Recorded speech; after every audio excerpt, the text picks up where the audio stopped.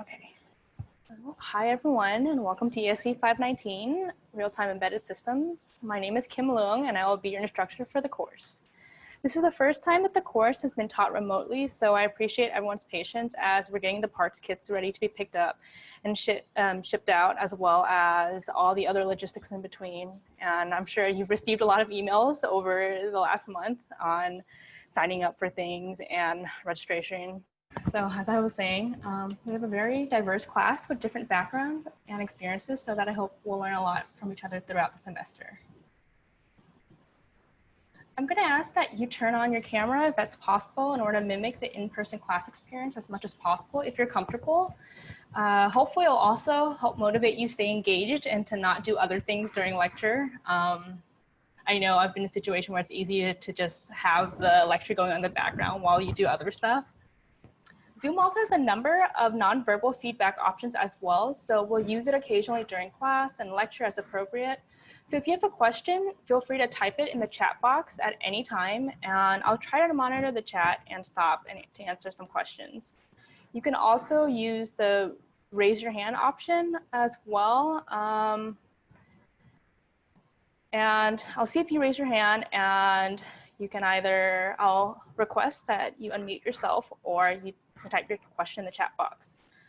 You can address the question in the chat box specifically only to me, but it would be best if you address it to everyone so that all of your colleagues can also see the question. So today's lecture is predominantly an overview and introduction lecture. I'll go over the course logistics, explanations, expectations, the topics we'll cover, a brief overview of what to expect for the final project, and finally, we'll answer the final question of, that is the crux of this course. What is an embedded system? First up, let's start with the course logistics so you have an idea of what we're going to go through throughout the semester. So this is our course website, as you've all seen. You'll want to bookmark this website. So on the home page, you'll always have the office hours here, so you know the availabilities of the TAs and myself throughout the week. The TAs are still working on finalizing their schedule, so they'll all be posted by the end of the week. And as I mentioned in my email earlier today, the TAs will begin their office hours next week. However, I will have my office hours available this week. There's a general feedback form here, so if you have any thoughts and ideas, you can submit it throughout the semester, and it's confidential and anonymous. The assignments will all be posted here. Right now, the labs and the worksheets are hidden. However, I'll make them available as the assignments are released on the correct date. But the final project is available if you want to read through the manual. On the schedule, you'll always see what is the topic for the lectures for the week and the topics for the labs, when assignments are assigned, assignment due dates, and quiz dates. I think about 75% of the class has signed up for Piazza. So if you haven't signed up for Piazza already, do that as soon as possible, since after today, all communications will move over to Piazza. Any announcements, course-related questions, extensions, and so on and so forth.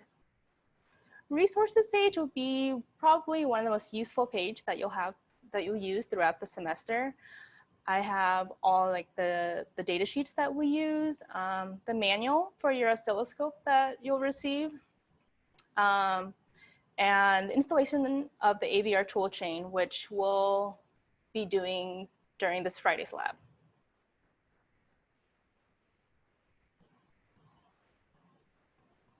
So a little bit about me. I'm originally from California, and I completed my bachelor's degree in mechanical engineering in Los Angeles at USC.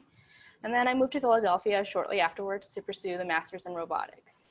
And over the years, most of my work has comprised of research in a variety of fields, such as shockwave, crack propagation, microaerial vehicles, robotics, autonomous racing. But I also had done a lot of outreach for K-12 STEM education in between as well.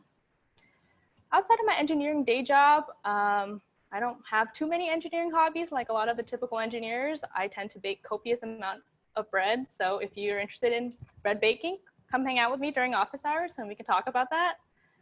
My office hours are on Tuesdays and Thursdays from 1:30 to 2:30 p.m., so a little bit after lecture. The Zoom link has been posted on Canvas and Piazza, and Penn recently finalized the contract between Zoom and Canvas, so now you can see the Zoom module on Canvas as well. Since we do have a few students who are learning on the other side of the world, I will also have office hours once a week on Thursdays from 7 to 8 a.m. If you happen to wake up early, feel free to join me in my office hours as well.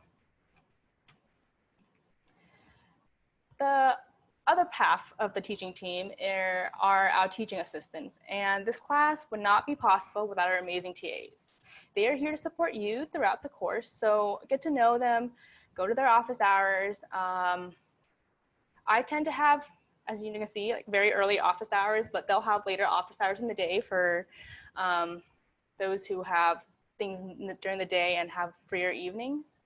Brandon, Aditya, and Lakshay have all taken this course as well, so they're very familiar with the subject matter and the assignments. So they're very knowledgeable about all the things in this course. They'll have their office hours announced on Piazza on the pinned post, and then I'll update the course website by the end of the week as well. The Zoom module on Canvas will have the links for their office hours, but you can also find the link included in the calendar on the course webpage. As I mentioned before, we do have two special guest TAs that may occasionally appear, Moon and Meru. I will try my best to keep them out of the scene because I don't want them distracting the class, but I'm just letting you know that sometimes they'll randomly pop up. There are a couple of channels to communicate with the teaching team, and this is very important. First and foremost is Piazza. Ask all of your course-related questions here, be it questions related to the homework, to the quizzes, worksheets, lecture clarification, quiz regrades, pretty much anything that's related to the course. Post on Piazza. You do have the option to post anonymously, completely anonymously, where the teaching team doesn't know who posts and your classmates don't know who posts. But if you do it this way, then it's impossible for us to count it towards your participation grade because we don't know who posted the question.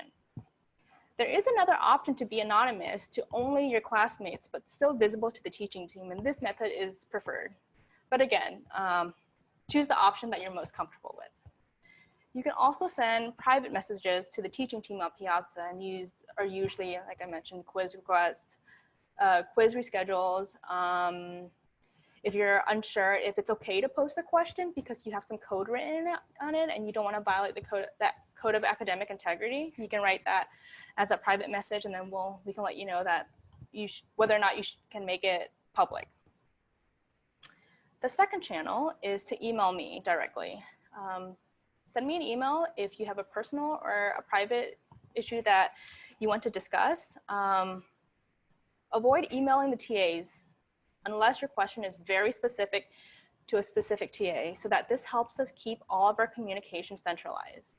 Because in previous years, we have had students contact one TA for a quiz reschedule, and the TA okayed the request, but then the student shows up to another TA's office hours to take the quiz, but the second TA is unaware of this request. And then things kind of get mixed up in all of this tangle of communication. So mainly, ask things on Piazza, and then email if you have some other circumstance. The last method is kind of more of a assignment submission rather than a means of communication. So we'll be submitting all of our assignments on GitHub, and each assignment will have detailed information on how to format your answers and how to submit the assignment. On the course webpage, you'll always find the most up-to-date schedule. So all the assignment release dates, due dates, and quiz dates have been posted. And these dates are very unlikely to change. If we do extend a deadline, there will be at least a 1 week's notice. So that being said, if you know that you won't be able to take a quiz on a certain day, or you're observing a religious holiday, let us know. Similarly, for any of the other assignments as well, if you know there's something happening in your life that's going to be a very large conflict, let us know. So for our class format, we will meet twice a week on Tuesdays and Thursdays from 12 to 1:20 for lectures. The lectures will be recorded and the slides will be uploaded by the end of the day. It's going to be a little bit of a collab session since lecture will go for no more than, of course, the 1 hour and 20 minutes, but most of the time it'll be a little bit less. And any time after my lecture portion is time for you to work on your assignments. And I'm available for the duration of the rest of the lecture for pretty much open office hours. And occasionally, if the TAs are available, I'll see if they can join, but at the very least, I'll be available. On Fridays, we have our labs from 1 to 4 p.m.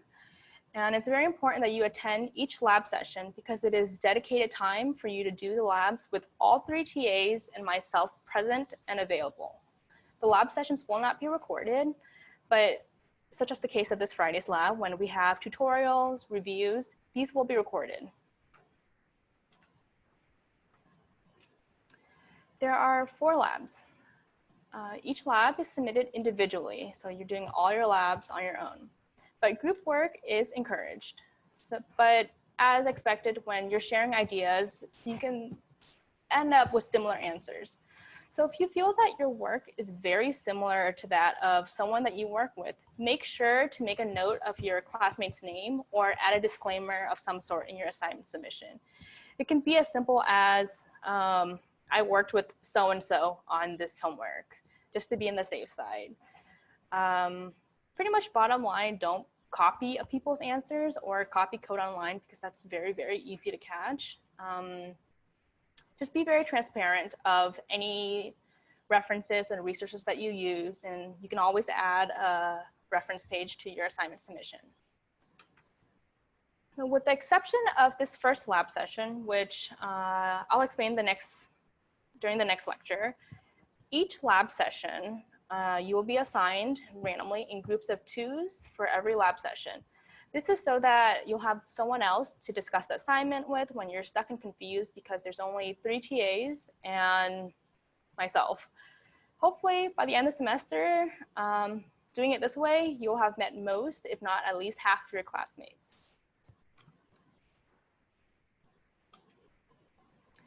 Of the people who requested kits to be shipped to them, how many have received them?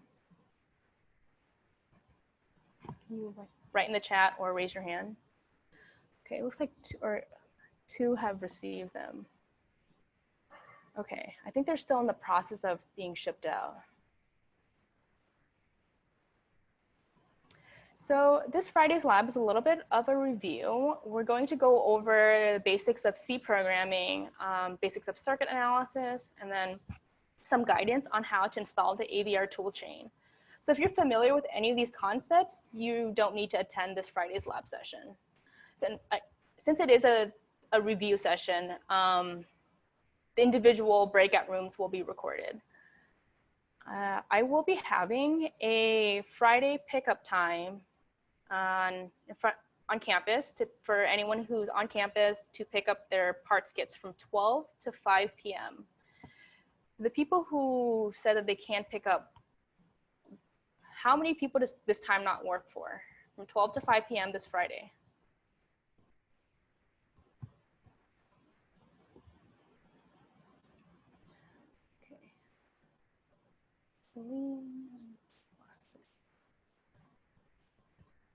Okay, I remember, yes, Selena, I remember your note on that. So since we're already here, let me post the sign up sheet so everyone can just sign up for a 10 minutes time slot. You can change the time that you signed up for, but this is just kind of an idea for me to know. Sorry, Selena, I meant to send that to everyone. This is just an idea for me to know who's coming at what time. I'm still working out the logistics with facilities because we need to request campus access, setting up tents and tables. But since you won't be entering the building, I don't think you'll need to fill out any of the open pass or app thingy. So fill that out. 2 people can come at each time slot, and I will give more information out as I receive them because I have a meeting with the facilities tomorrow. If you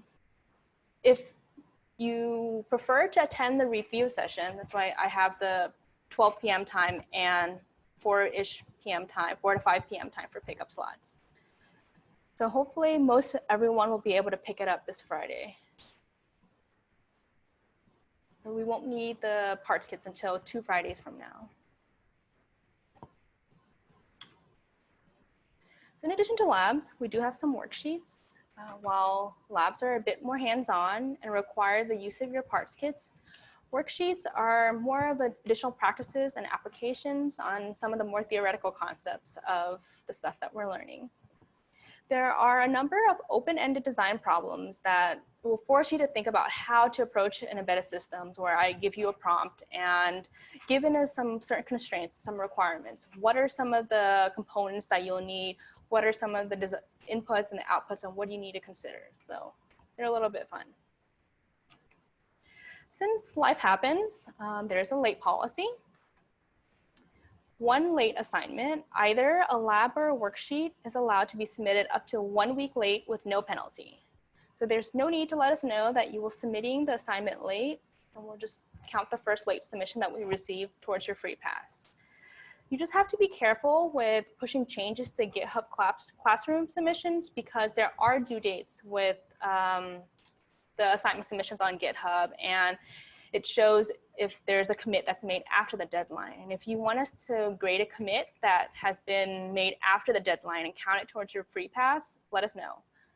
Any assignments that are past this free late pass will be docked at automatic 20%. So this means that the highest possible grade that you can receive on a second or third, and so on and so forth assignment that is late is a B-. The late policy does not apply to any of the assignments in the final project. There are no midterms or final exams in this class, but we do have some quizzes. They're very brief and they're short answers with occasional multiple choice questions.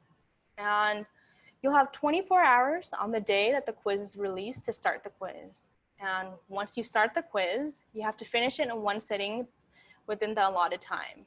And this time ranges between 25 to 45 minutes. They're not that bad, so don't worry too much about quizzes.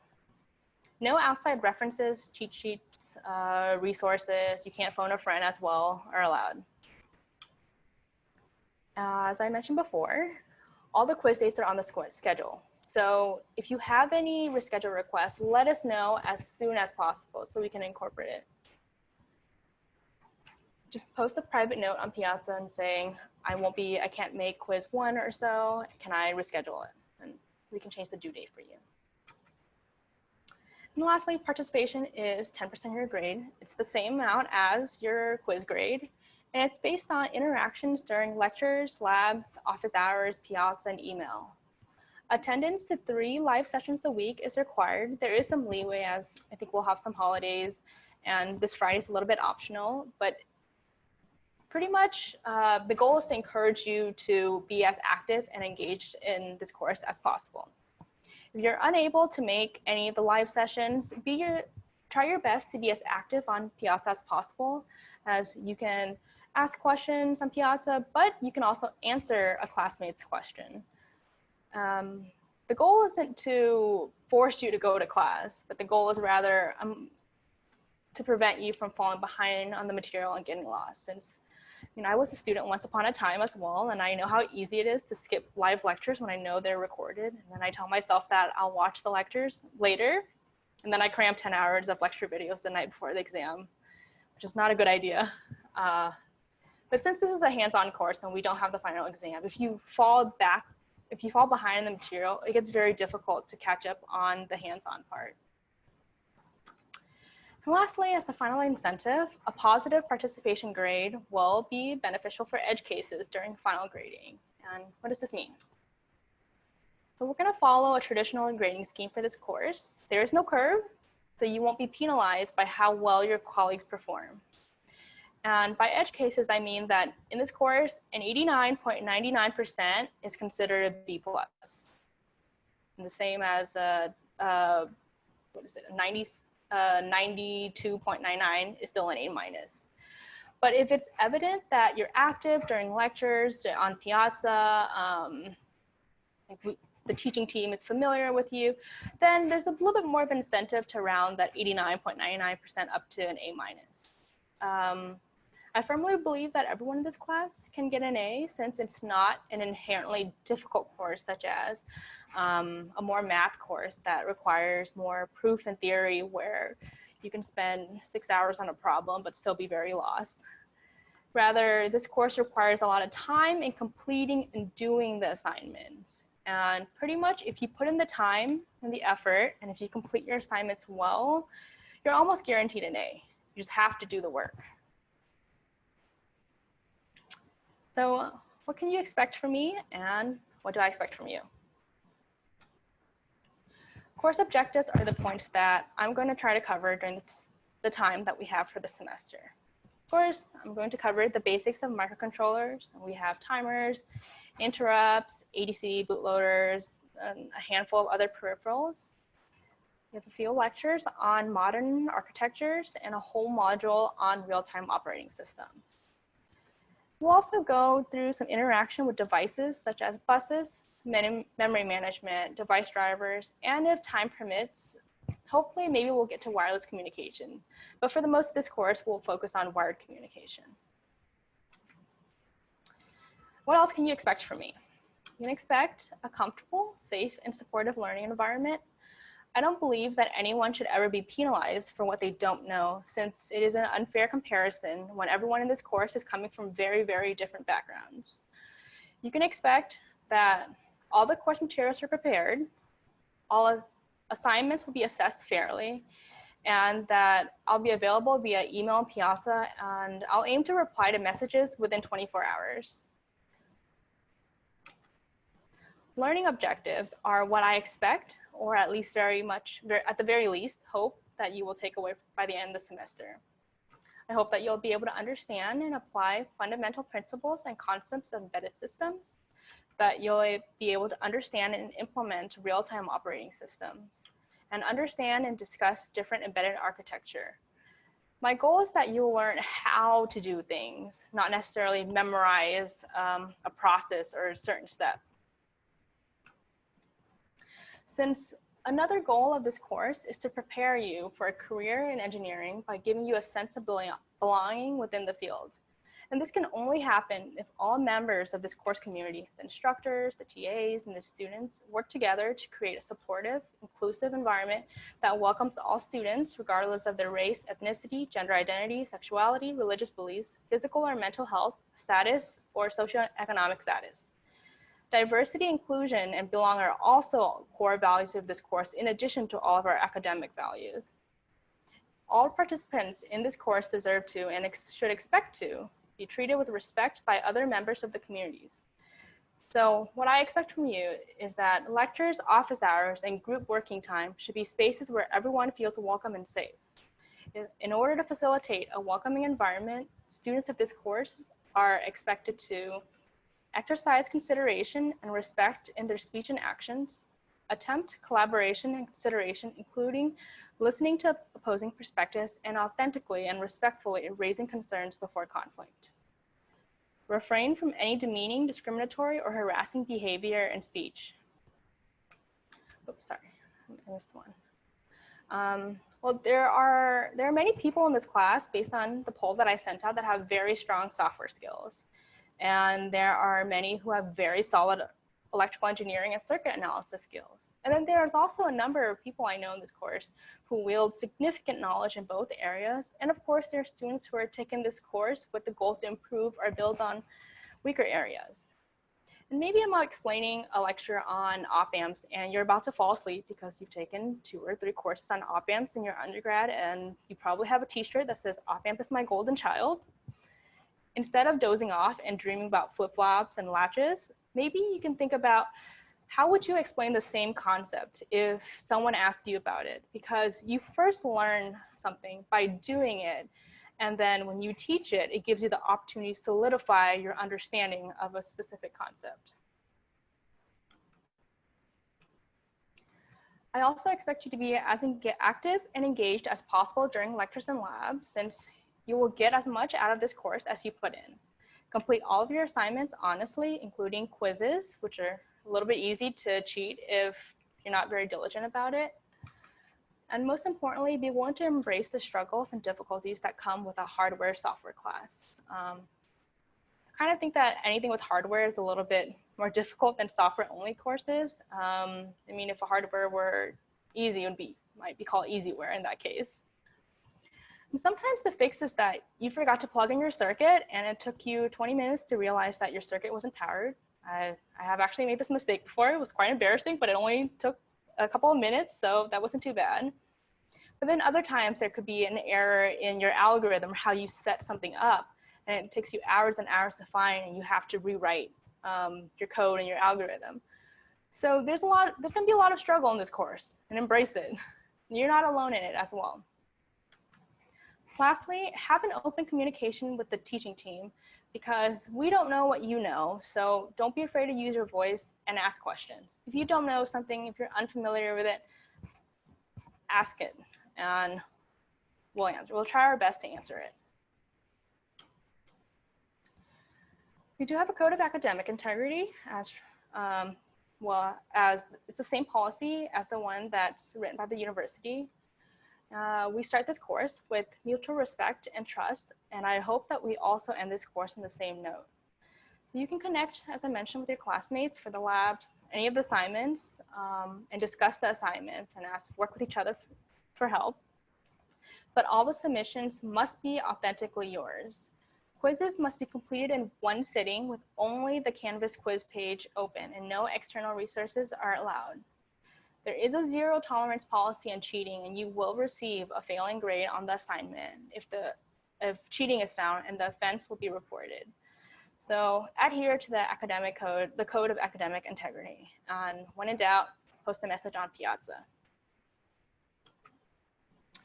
So life is hard. Grad school is hard. Remote learning makes everything a lot harder. And life plus grad school plus remote learning is a lot of stress and a lot of difficulties. And the university has resources to support you in these. CAPS offers free and confidential services to all Penn undergraduate, graduate, and professional students. And they do offer Zoom counseling sessions now, so reach out to them for an appointment. Your mental health and wellness is of utmost importance to the course instruction staff, if not the university as a whole. So all members of the instruction staff will be happy to chat or just to listen if you need someone to talk to, even if it's not specifically about this course. If you have some other thing that you want to discuss, or you're unsure about what wellness channel or support and resources to reach out to, send me an email and I will try to connect you with the correct resources. And lastly, this course is for you. So if you have any feedback, please let us know. This is the first time we're doing remote learning, so if you have any suggestions, recommendations on how to make it better for you, let us know. You can submit something, you can write a post on Piazza, or you can also use the form on the homepage that is completely anonymous. You can submit this at any time throughout the semester. I'll try my best to incorporate what is possible and what is feasible within reason, of course. Okay, so before we move on to an overview of the course and some of the materials, are there any questions regarding the course logistics thus far?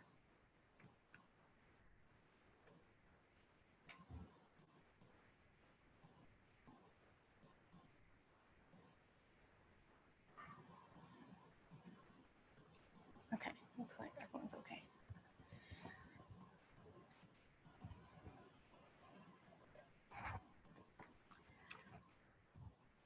So there are four modules in this course. We start off with power management and bootloading, then we move to bare metal programming.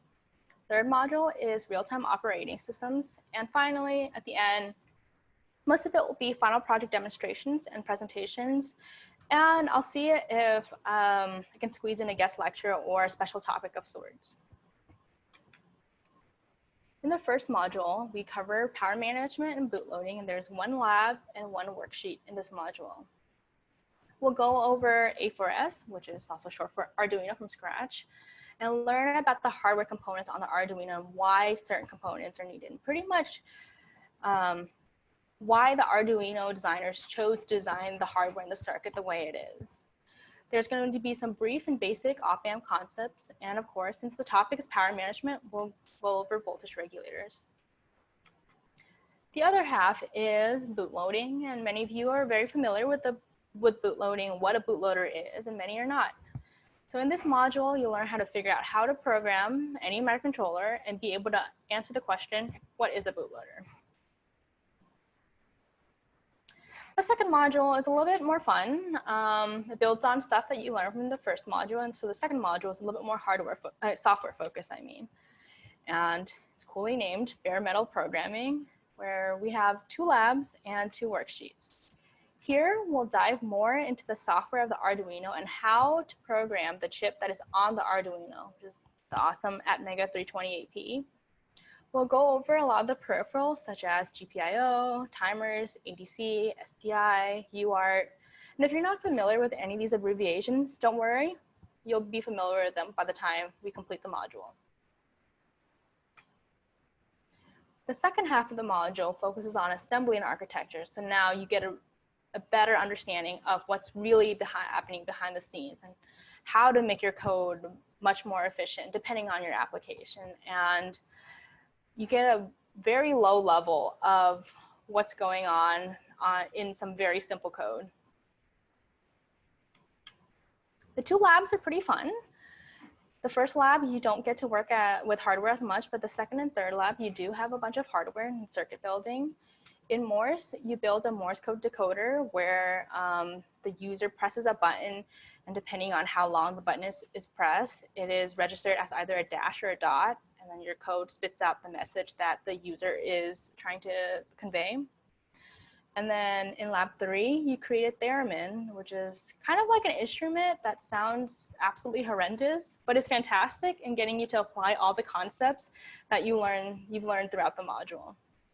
They're both pretty fun labs. And now that once you get a grasp of the hardware and the software side, then we move on to making your system even better with adding in real-time operating systems where time matters in critical systems. There's only one lab and 1 worksheet in this module, and it overlaps a little bit with the final project module. You'll learn about different scheduling algorithms such as fixed priority scheduling algorithms, rate monotonic scheduling algorithms, and earliest deadline first. You'll also learn about what happens when concurrency problems arise and race conditions and how to prevent these things. So if all of these sound pretty foreign, it's okay. You'll learn it throughout the semester, and that's why we're in this course together. The last module is pretty fun. This is where you get to do your final project. You'll be predominantly working on your project, so you'll have to prepare some presentations and demonstrations and reports to the class as well as to the teaching team. We do have some leeway here in lecture 26. So if you have a topic that you really want us to cover, or maybe a guest lecture that you want us to request to see if we can bring in, let me know as well. I haven't fully decided what lecture 26 will be. And since I was talking about the final project is the fun part of the class. And this is where you get to create something of your choosing and let your imagination do whatever it wants. I'm not assigning it now, but the goal is to to get you guys to start thinking about the project early. What is it that you want to make? You can work in teams of 2 or work individually. Some of the logistics of parts and parts ordering is still being worked out, and I'll update that as we go. You're welcome to discuss ideas with the teaching team at any time. So if you just happen to have some random late night thought, show up to someone's office hours tomorrow and bring it up and say, hey, I have this idea. Do you think it will be a good final project or not? Yeah, I'm trying to see if we can order parts for the final project so that you're not limited to only what's available in your parts kit, which is not that many things. And another advantage of thinking about the final project early is that since we don't have the advantage of having the prototyping lab that we did on campus, where if you design something, you can just laser cut on campus and you'll have the part within a couple hours. And the similar thing with 3D printing. If you know that you want to design something that has structural components, like a laser cut parts, do that as early as possible, or think about it now, because for laser cutting parts, it takes about 3 weeks to, once you send in your file and they're going to cut it and they send it to you, and it takes about 3 weeks. 3D printing is slightly faster, but it's still about 1.5 weeks. So the turnaround time for that is not as great. But for parts, the turnaround time is usually about 1 or 1.5 weeks. And I'll set some deadlines for that so that you'll get parts in time for when you work on the final project.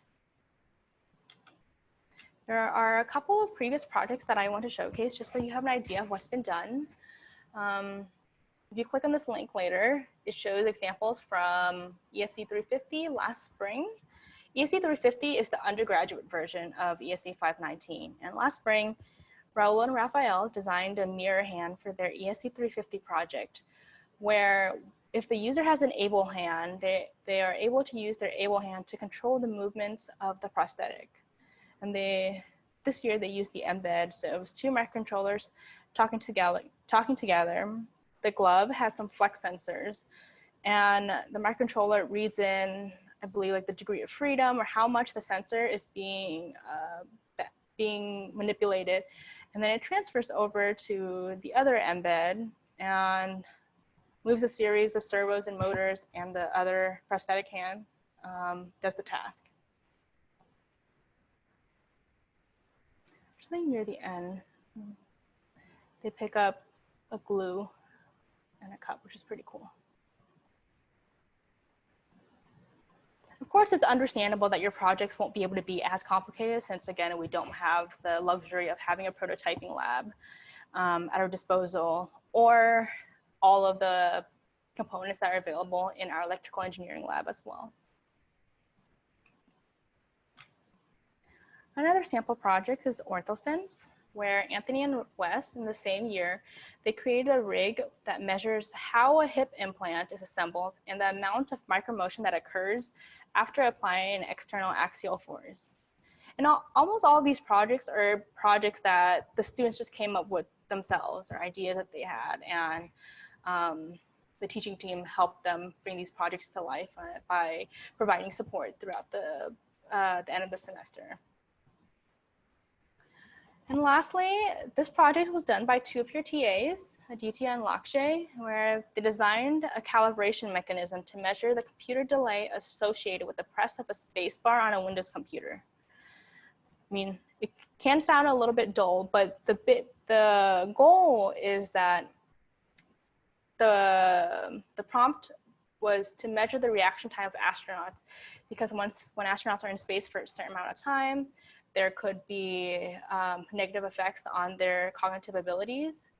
And what Aditya and Lakshay did here was that they used the solenoid to create the perfect human, because if someone tells you to press the space bar, even if they say, press the space bar when the light on your computer screen blinks, it takes time for you to register that the light blinked and then press the space bar. Tell your hand to press the space bar, and then you press the space bar. Now that's the human delay. And then you have the computer delay, where the time that it takes for the space bar button to depress, and then the time it takes for the computer to read in the fact that the button was pressed. So their project measured the computer delay part. So now onto the topic of this entire course. What is an embedded system? Does anybody have any ideas on what they think an embedded system is? Just feel free to type your answer in the chat, and even if someone is typing or if someone has a similar answer to you, just throw all your answers out there, because it's good to see that someone else has similar opinions as you on some questions.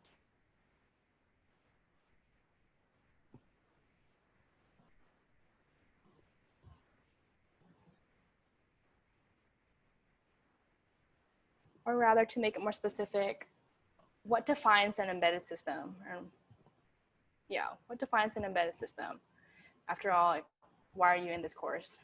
All right, if you want to learn about embedded systems, you should have an inkling of maybe at least what are kind of the stuff that we're going to learn in this course. Yeah, that's a good answer.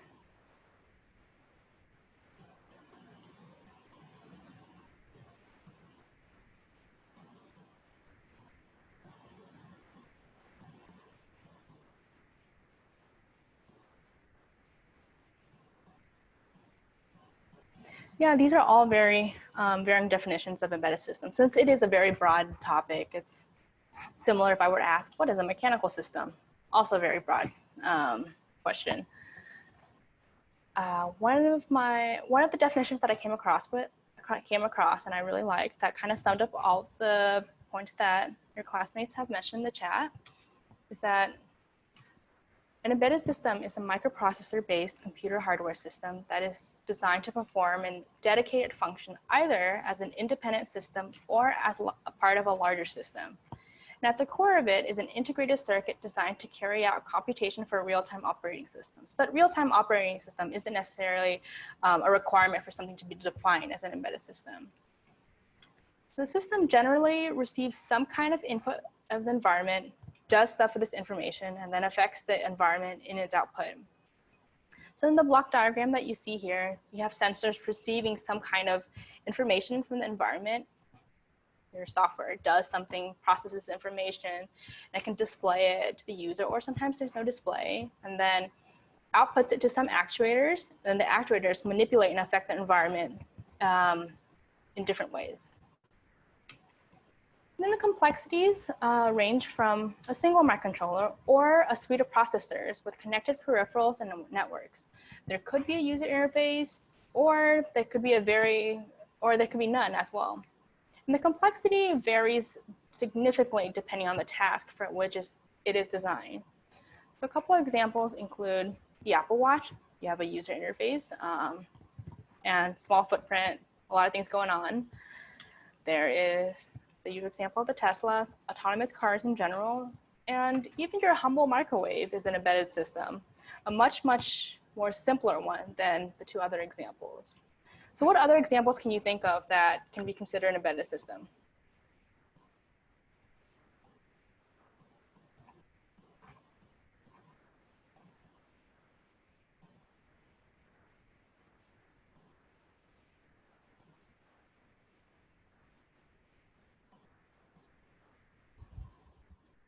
A drone is an embedded system, yes, definitely.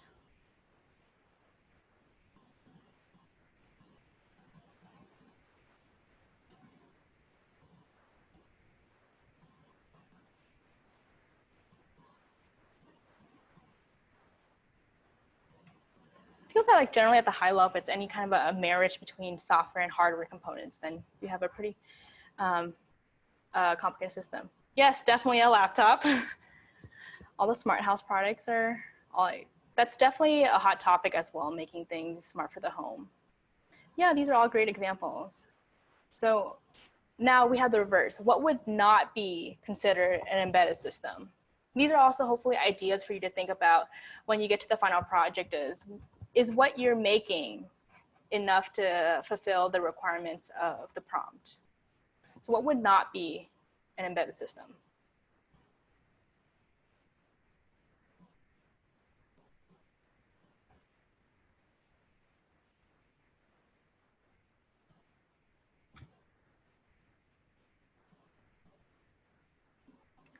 A speaker, arguably a little bit. Yes, a website is software only.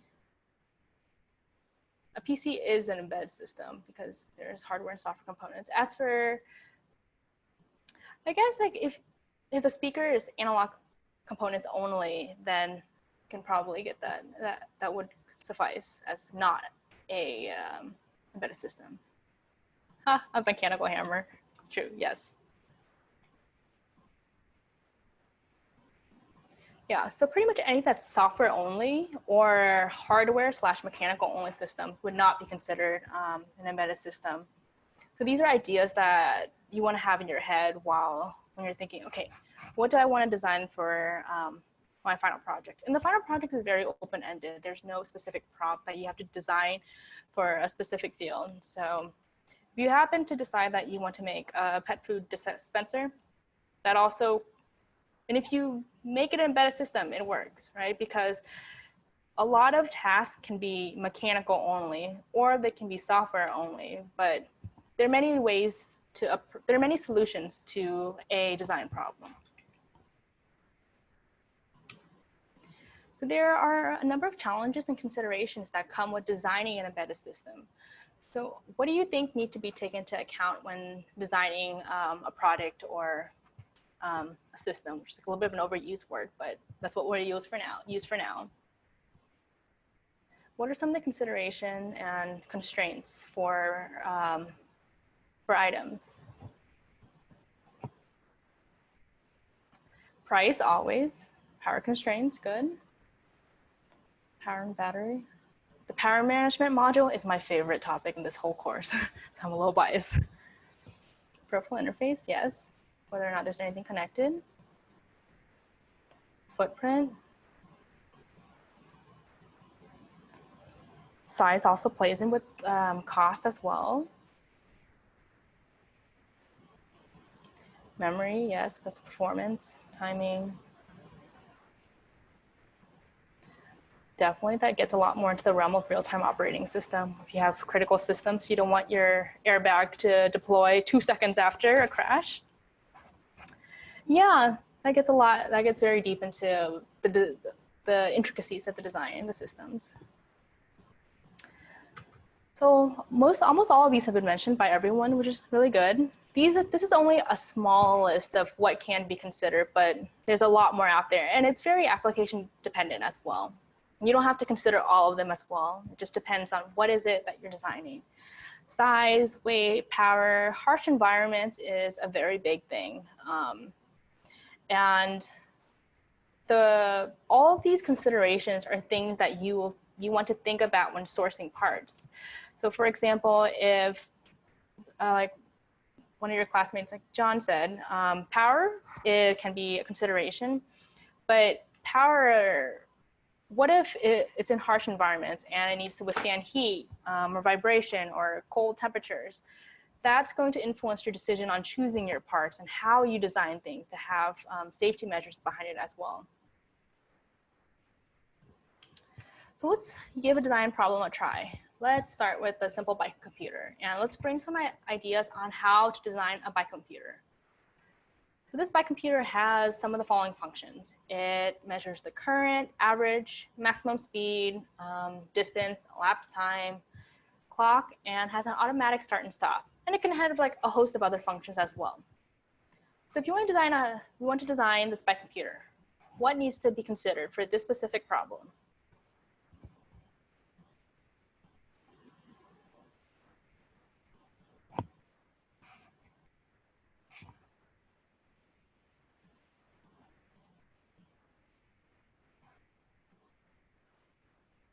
What kind of sensors do you think we should have, Longhan? Power source, yes.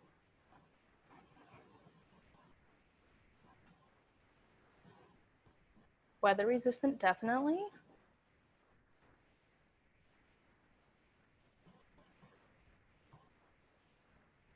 Yep, these are all very great answers. And it was pretty much covered by everyone. So I like to start with the constraints. Yes, so the gyroscope is one of the sensors that will be needed. So I like to start with the constraints because it narrows down the scope of the design. Otherwise, if someone says, design a bike computer, you can design a $10,000 bike computer, but you can also design a $5 bike computer. So when we have constraints, it narrows it down to what are our restrictions. So given our restrictions and many of the items, the points that everyone in the class has mentioned, what are some of the inputs that need to be considered? What is being read into the system in order for the system to do its work and do all these functions? So as Martin mentioned, the gyroscope is one of the input, can be an input. Anything else?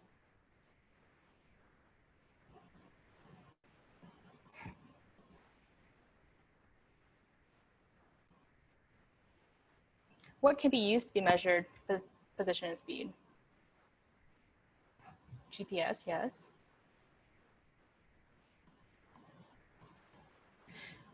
So what if we don't want a high-tech by computer and can't afford to have a GPS? Yes, like Jonathan mentioned, in place of a GPS, rotational sensor that measures odometry can take place for a cheaper GPS to measure position and speed. Accelerometers are always good choices, and they're very, very cheap nowadays too. Okay, so now that we have some inputs, everyone gave very great answers, and this is only 2 simple answers that I kind of thought of. Mode key is simply, this is when you want to think about the user interface. If you have all of these different functions, how would the user select between these functions? So what would be an output of the system?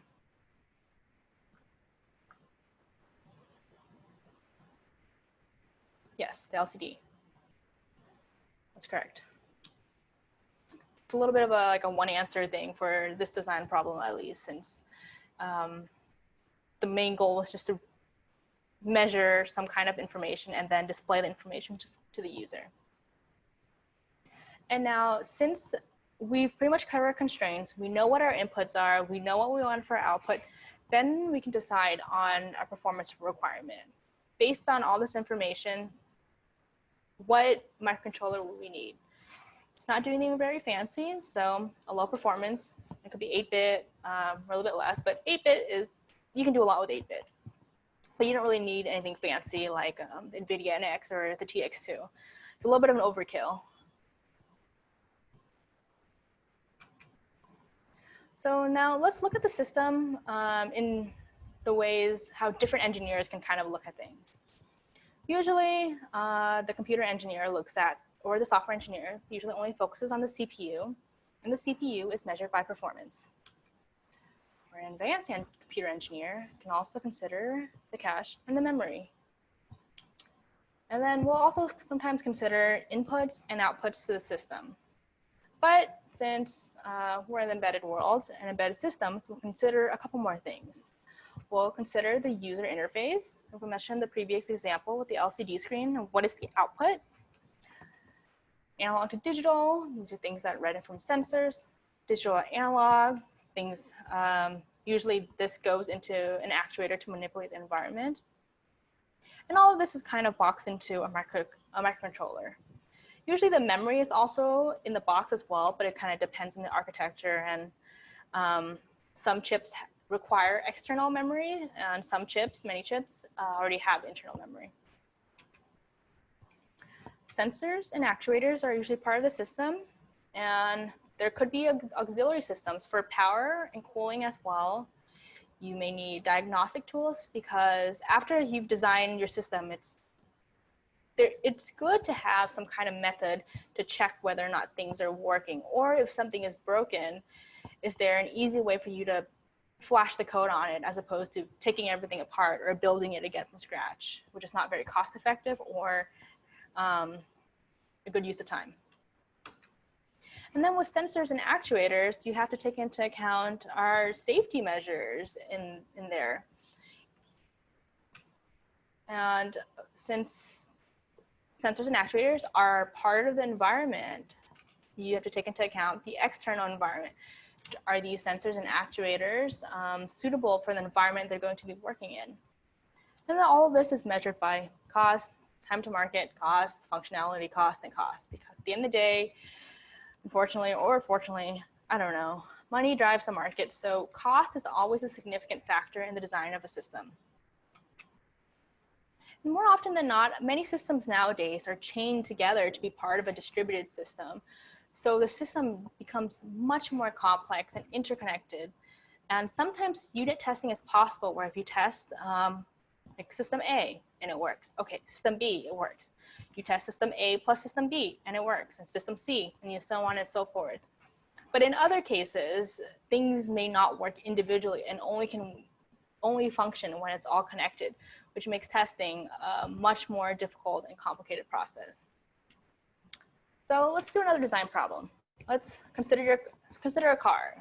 It could be autonomous or not autonomous. Either way, it's a little bit similar. I think the autonomous just has more complicated processing on it and more fancy sensors. So what are some subsystems on a vehicle? Because in our bike computer example, it's just one contained system. On a vehicle, there are many things that are going on. So what are some subsystems in the car? What are some sensors? What are these sensors? Why are they needed? And what makes an embedded system? Just kind of general questions. If you're designing a car, what do you need to consider? What do you need to consider? What are the constraints? What are the inputs? And what are the outputs? It's kind of like a big melting pot of questions, but I just want to hear your thoughts on kind of getting the design thinking juices flowing.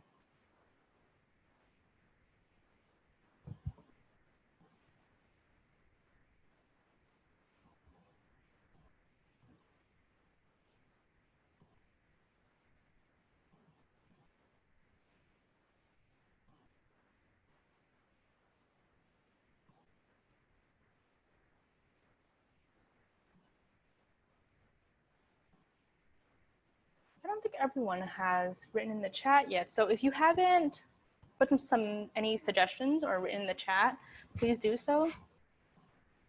Yes, pressure sensor, cost, size, performance.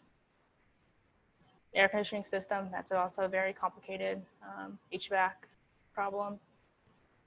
Cruise control. Yeah, this is a very broad question, and a car is a very complicated example. Yes, a bunch of sensors. Yep.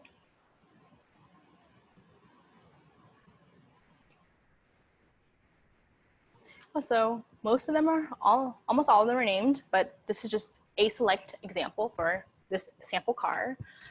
So unlike the case of the bike computer, this can have maybe dozens and dozens of microcontrollers all working together as part of a network. So a common misconception is that embedded system is a relatively old topic, but this is pretty false because there's always new and exciting developments in this field. More sensors and actuators are created, more powerful chips and smaller chips are created as well, which that's how we get all of our electronics get smaller and smaller with the creation and the development of smaller chips. You have a new communication mechanism. We went from wired to the wireless world now. And then with the advent of the internet, you have embedded systems, plus the internet, you have the Internet of Things, which is a very, very, very hot topic nowadays.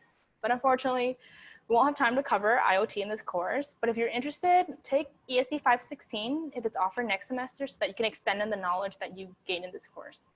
And I believe ESE 516 we learn about what bootloaders are in this course, but in 516, you'll write your own bootloader, design a PCB, and then I think work with the cloud and everything.